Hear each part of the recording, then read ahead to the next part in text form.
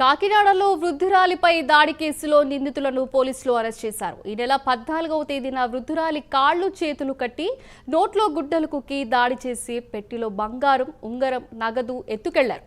బాధితురాలు ఫిర్యాదు మేరకు పోలీసులు దర్యాప్తు చేస్తున్నారు. ఈ దాడికి పాల్పడిన 5 నిందితులను పోలీసులు పట్టుకున్నారు. వారి వద్ద నుంచి 30,000 నగదు, బంగారం, కారు, 5 సెల్ ఫోన్లను స్వాధీనం చేసుకున్నారు. నిందితులను పట్టుకున్న పోలీస్ సిబ్బందిని ఎస్పీ బిందు మాధవ్ అభినందించారు. What we have done is there was a physical assault took place on one lady. She was living alone.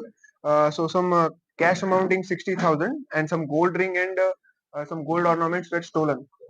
In that case, SP sir took the case very seriously. Under SP sir's guidance, we have initiated the investigation. CI One Town, CCS V Krishna, SI Garu, all have done very excellent work. Within a very short period of time, they have apprehended accused in a very good investigative manner. So it is very good work done by them. Following it, this how they have cracked it, he will explain in better manner. So you should explain it. ఓకేనా? అందరికీ నమస్కారం.